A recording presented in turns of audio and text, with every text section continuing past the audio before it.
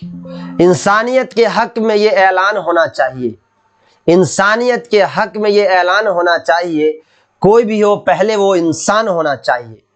धर्म, जाति, भाषा, मजहब की बातें बाद में, धर्म, जाति, भाषा, मजहब की बातें बाद में, सबसे पहले हिंदुस्तान होना चाहिए, सबसे पहले हिंदुस्तान होना चाहिए। नमस्कार दोस्तों, मैं हूं सफदर सिंह श्रीवास्तव और आप देख रहे हैं mastermind academy official YouTube channel. तो आज के सेशन में हम फिर से आपके लिए लेकर के आए हैं बिहार बोर्ड क्लास 10th का जो एग्जाम होने वाला है आपके 2023 में, उसमें आपके मैथ्स के पेपर आते हैं और उन पेपर में आप जानते ही हैं मैथ्स के पेपर में ऑब्जेक्टिव क्वेश्चंस का कितना ही अहम रोल होता है।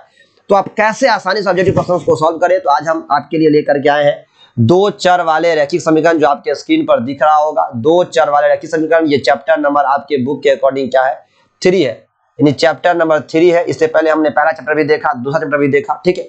तो ये बिहार बोर्ड क्लास 10th ये 2023 में जो आपका एग्जाम होगा उसमें ऑब्जेक्टिव क्वेश्चंस जरूर आएंगे, क्योंकि एक नया क्वेश्चन आता ही है आपके एग्जाम में, ये फिक्स है। तो आप जरूर पढ़े, ठीक है। इंपॉर्टेंट चैप्टर है, एक नया क्वेश्चन जरूर मिलेगा, ये गारंटी इस बात की है, ठीक है। तो इसमें जितने सारे ऑब्जेक्टिव क्वेश्चन है, ये सारे क्वेश्चन हम एमबीडी एक गाइड है बिहार बोर्ड के लिए आता है 10th के एग्जाम के लिए, एमबीडी का गाइड, तो बहुत ही अच्छा गाइड है, ठीक है। तो चलिए वही उसी गाइड से सारा क्वेश्चन लिया गया है। तो अगर आपके पास गाइड है तो आप वहां से ही पढ़ सकते हैं, अगर गाइड नहीं भी है तो आप यहाँ भी क्वेश्चन को देख सकते हैं और क्वेश्चन को समझ सकते हैं। आइए स्टार्ट करते हैं। पहला क्वेश्चन आपके स्क्रीन पे है। तो चलिए सबसे पहले एक बार आप जोर से नारा लगाएंगे, भारत माता की जय, जय बिहार, जय बिहारी। तो अगर आपने चैनल को अभी तक सब्सक्राइब नहीं किया तो चैनल को सब्सक्राइब जरूर कर दे, दोस्तों में शेयर कर दे और वीडियो को लाइक जरूर कर दे। आइए स्टार्ट करते हैं। पहला क्वेश्चन आपके स्क्रीन पे, सॉरी क्वेश्चन नंबर 16 हमें सॉल्व करना है, क्योंकि हमने लास्ट वीडियो में 15 तक कर लिया था, ठीक है। तो चलिए क्वेश्चन नंबर 16 से हम देखते हैं। क्वेश्चन नंबर 16 आपके स्क्रीन पे अभी दिखेगा बहुत जल्द। ये क्वेश्चन नंबर 15 है, ये 16, यहां से मुझे क्वेश्चन को सॉल्व करना है, क्योंकि लास्ट वीडियो में हमने क्वेश्चन नंबर 15 तक देखा था, आप जाकर के देख लीजिए।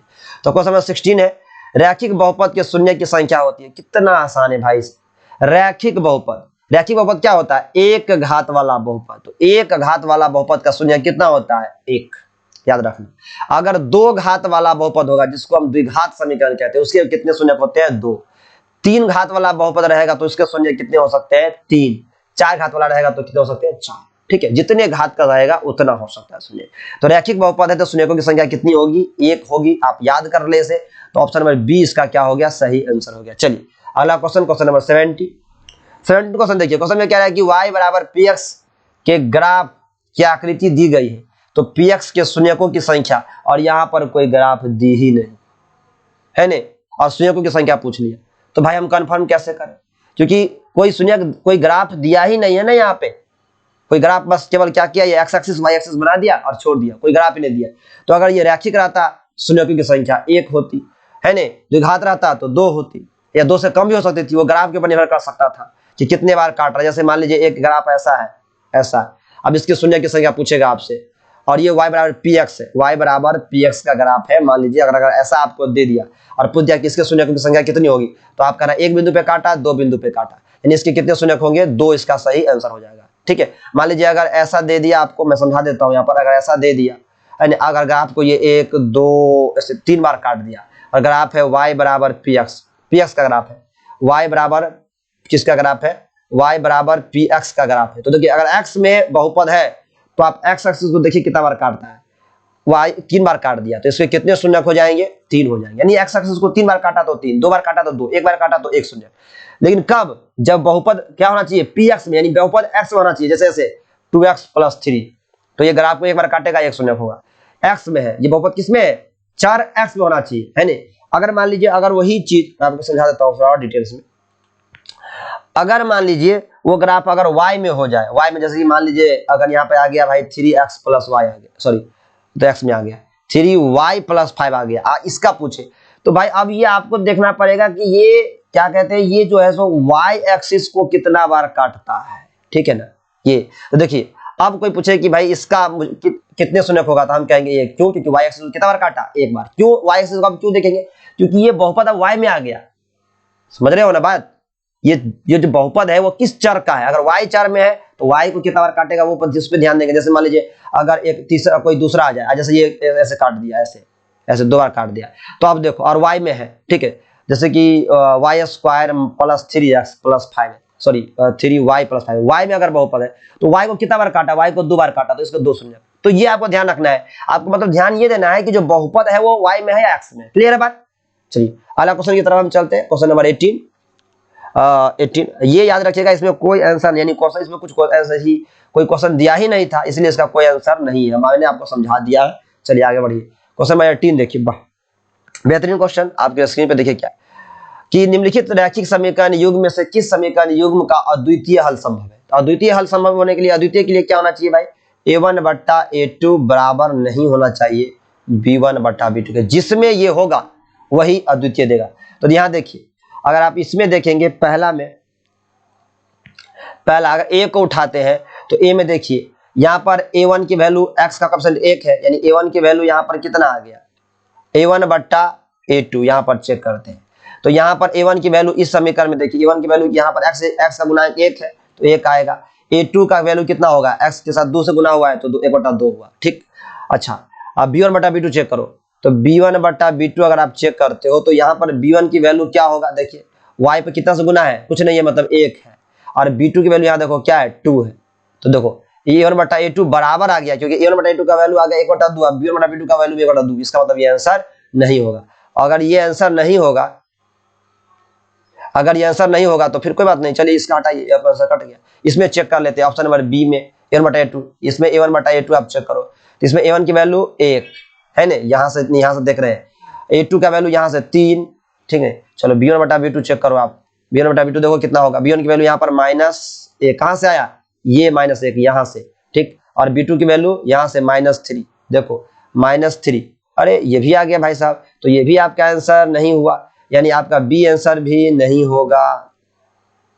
अरे आजा भाई साहब, तो ये बी भी नहीं हुआ, यानी ये भी कटा, ये भी कटा। सी को चेक करते हैं, आइए सी में a1 बटा a2 अगर चेक करोगे तो देखियो a1 का वैल्यू यहाँ से कितना आता है 2, a2 की वैल्यू यहाँ से क्या आता है 4, तो 2 दूनी 4, 1/2, ठीक। b1 बटा b2 चेक करो भाई, b1 बटा b2 को b1 का वैल्यू कितनी है यहाँ पर 1, ठीक, b2 की वैल्यू कितनी है -2, देखो बाहर है, बाहर नहीं आया बराबर है, नहीं a1 बटा a2 आ गया 1/2 और ये आ गया -1/2, ये बराबर हुआ नहीं हुआ, और अगर नहीं हुआ तो इसका मतलब यही हमारा आंसर है, ऑप्शन नंबर सी। तो सही आंसर इसका क्या निकल के आया, सी, याद रखिएगा सी नंबर इसका सही आंसर हो गया। चलिए अगला क्वेश्चन है क्वेश्चन नंबर 19। क्वेश्चन नंबर 19 क्या कह रहा है, देखिए क्वेश्चन नंबर 19 कह रहा है कि दो चर x और y में रैखिक समीकरण ax प्लस by प्लस 0 के कितने हल संभव है। भाई साहब याद रखिएगा, अभी के बाद याद कर लीजिए, अगर कोई दो चर वाला रैखिक समीकरण है और एक है, अगर दो चर वाला कोई रैखिक समीकरण है और एक ही समीकरण दिया हुआ है तो उसके अनगिनत हल होते हैं। कितने होते हैं, अनगिनत, ऑप्शन नंबर सी, क्योंकि एक ही था। लेकिन अगर दो हो जाता, a1 x plus b1y plus c1 बराबर 0, a2x plus b2y plus c2 equal to 0, अगर दो समीकरण हो जाता दो, तो उसके हल एक भी हो सकते थे, अनेक भी हो सकते थे, नहीं भी हो सकते थे, लेकिन यहां पर एक ही दिया और इसका हल तो अनगिनत हल संभव है, याद रखना, ठीक है। अगर एक ही दिया, आपको ये याद रखना है कि अगर एक समीकरण है और दो वेरिएबल है तो उसके अनेकों हल होंगे। बात क्लियर है? चलिए आगे बढ़ते हैं, क्वेश्चन नंबर 20 समझिए क्या है कि 2x minus 4y minus 3 equal to 0 और x minus 2y plus 5 equal to 0 कैसे समीकरण निकाले होंगे, चेक कर लेते हैं ना कैसे होंगे। निकाल लीजिए, a1 बट्टा a2 चेक करो भाई, कितना आएगा 2 बट्टा कितना, यहाँ पर तो 2 आया a1 की वैल्यू, यहाँ पर 1 आ रहा है तो 2 बट्टा 1, ठीक। चलो b1 बट्टा b2 चेक करो भाई, b1 बट्टा b2 कितना आएगा, यहाँ से आया -4 और b2 आएगा यहाँ पर -2 है, यहाँ भी यहाँ कट गया, यहाँ 2 दूनी 4, ये भी आ गया 2 बट्टा 1, यानी बराबर आ गया a1 बट्टा a2। अब चेक कर लेते हैं c1 बट्टा c2, तो देखो c1 बट्टा c2 चेक करते हैं, c1 की वैल्यू यहाँ पर -3, यहाँ पर c2 की वैल्यू +5 है ना, ये आ गया -3 बट्टा 5। देखो तो यानी हमारा कंडीशन क्या बना, हमारा कंडीशन बना a1 बट्टा a2 बराबर बना क्या, b1 बट्टा b2 बराबर नहीं बना क्या, c1 बट्टा c2। रेखाएं क्या होगी, समांतर होगी, मतलब कोई हल नहीं होगा, क्या होगी, समांतर, यानी इसका कोई हल संभव नहीं होगा। और इसका जो आंसर बन जाएगा, जब कोई हल संभव नहीं हो तो उसको हम क्या कहते हैं, विरोधी, क्या कहते हैं, और कोई हल संभव नहीं हो तो विरोधी। ऑप्शन नंबर इसका सही आंसर क्या हो जाएगा, बी, ठीक है ना। क्या सही आंसर होगा इसका, बी, याद रखिएगा, संगत असंगत भी आता है, ठीक है, संगत असंगत भी होता है। तो अगर कोई हल नहीं है तो वो क्या होगा, सॉरी, कोई असंगत इसको बोलेंगे हम, क्या बोलेंगे, असंगत, यानी ये विरोधी हो गया। असंगत भी आप इसको बोल सकते हैं, जिसका कोई हल नहीं होता है उसको हम क्या बोलते हैं, असंगत, आएगा कभी एग्जाम में। तो यहाँ पर बी विरोधी होगा, ठीक है। चलिए चलिए, वेरी गुड। आगे बढ़ते हैं, क्वेश्चन नंबर 21 देखिए। 21 देखिए क्या है। 21 कह रहा है कि x इक्वल टू -5 का आलेख कैसी सरल रेखा होगी। वाह क्या बात है, x बराबर -5 की। तो जब आप इसे ग्राफ खींचने जाएंगे ऐसे और ऐसे, और मान लीजिए x की वैल्यू -5 लेना है, तो देखिए मान लीजिए 1 है, 2 है, 3 है, 4 है, 5 है, यहाँ -5। इसका अगर आप ग्राफ खींचेंगे तो ग्राफ कैसे खींचेंगे, इसका ग्राफ आप ऐसे खींचेंगे, ऐसे ऐसे ऐसे ऐसे, ये खींचेंगे ऐसे। तो ये किसके पैरेलल होगा, y एक्सिस होगा ना। देखिए किसके पैरेलल होगा ये, y एक्सिस के। तो याद रखिए किसके, तो यहाँ क्वेश्चन दिया हुआ है कि x बराबर -5 का आलेख कैसी सरल रेखा होगी, y अक्ष के समांतर। ऑप्शन नंबर ए सही होगा, बी सही होगा, ऑप्शन नंबर बी सही होगा, y अक्ष के समांतर। और जैसे मान लीजिए आपको कोई पूछ दिया कि y इक्वल टू 5 का ग्राफ का क्या होगा, अरे y बराबर 5 का क्या होगा, तो याद रखिएगा ये होगा x अक्ष के समांतर। यानी y का वैल्यू दिया तो x अक्ष के समांतर, और x का वैल्यू दिया तो y अक्ष के समांतर। याद रहेगा कन्फर्म, x का वैल्यू दिया तो y अक्ष के समांतर, y का वैल्यू दिया तो x अक्ष के समांतर। क्लियर है। चलिए अगला क्वेश्चन, क्वेश्चन नंबर 22 आपके स्क्रीन पे देखिए क्या 22 क्या कहता है। यदि दो चर में दो रैखिक समीकरणों के आलेख प्रतिच्छेदी रेखाएं हो तो हलों की संख्या, अगर रेखाएं प्रतिच्छेदी होगी तो सिर्फ एक हल होगा, सिर्फ एक। यानी अगर मान लीजिए अगर जैसे ये ग्राफ है, ठीक है, और एक लाइन ऐसे गया, देखिए एक, और दूसरा लाइन ऐसे गया, देखिए कितने बिंदु पर काटा, एक बिंदु पर एक दूसरे को काटा, इसलिए एक ही हल संभव है, एक हल। तो सिर्फ एक हल संभव है, ऑप्शन नंबर ए सही होगा। अगला क्वेश्चन नंबर 23 देखिए।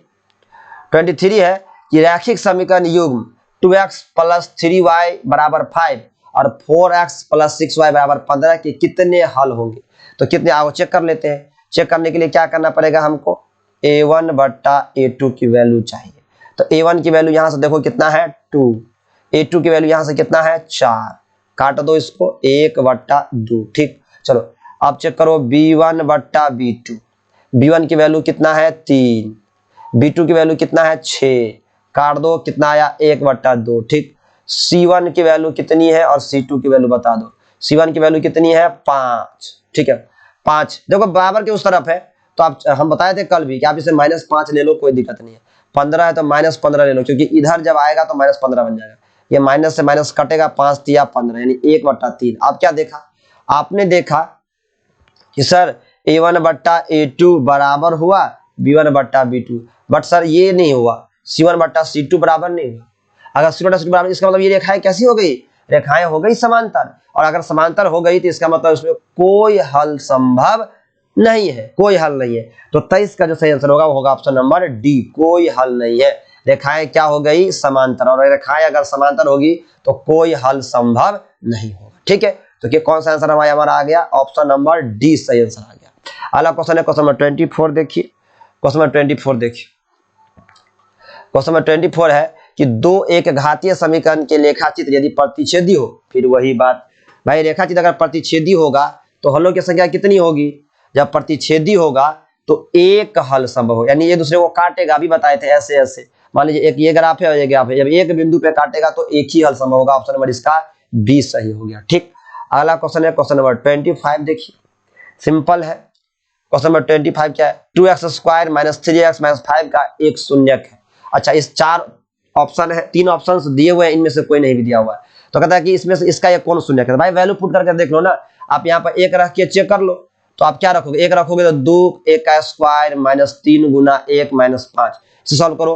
1 का स्क्वायर 1, 2 1 2, ये कितना होगा -3 और ये -5, नहीं हुआ। देखो -3 -5 है, ये 2 कभी भी 0 नहीं बन सकता, शून्यक नहीं होगा। चलो -1 रख के चेक करते हैं, 2 × -1 का स्क्वायर और क्या हो गया -3, और x की वैल्यू क्या डालोगे -1 और -5। अब इसका बताओ क्या होगा। आप इसका देख रहे हो, ये -1 का स्क्वायर क्या होता है 1, तो ये 2 दिया, और -3 और -1 +3, अब -5, देखो आ गया 0। देखो ये 5 हो गया, 5 - 5 क्या हो गया 0, यानी ऑप्शन नंबर 20 का सही होगा, यही इसका शून्यक है, ठीक है। तो ऑप्शन नंबर 20 का आंसर होगा। अगला क्वेश्चन है क्वेश्चन नंबर 26 देखिए, आपके स्क्रीन पे दिख रहा होगा।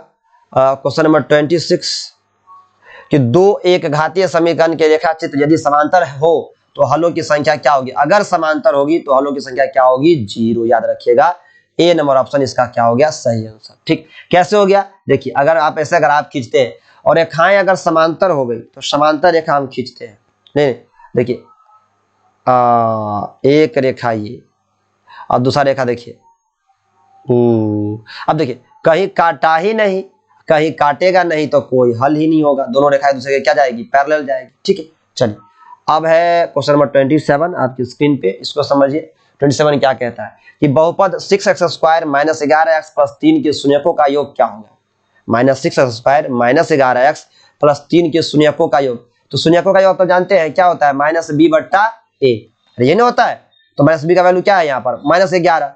देखो यहाँ पर b की वैल्यू है -11, तो माइनस तो रहेगा ही, अब -b का वैल्यू -11, अब बट्टा में a की वैल्यू कितना बच्चों, 6। तो ये देखिए माइनस प्लस यानी 11/6, कौन सा ऑप्शन, ऑप्शन नंबर सी सही आंसर हो गया, ऑप्शन नंबर सी सही आंसर हो गया। क्लियर, आगे बढ़िए।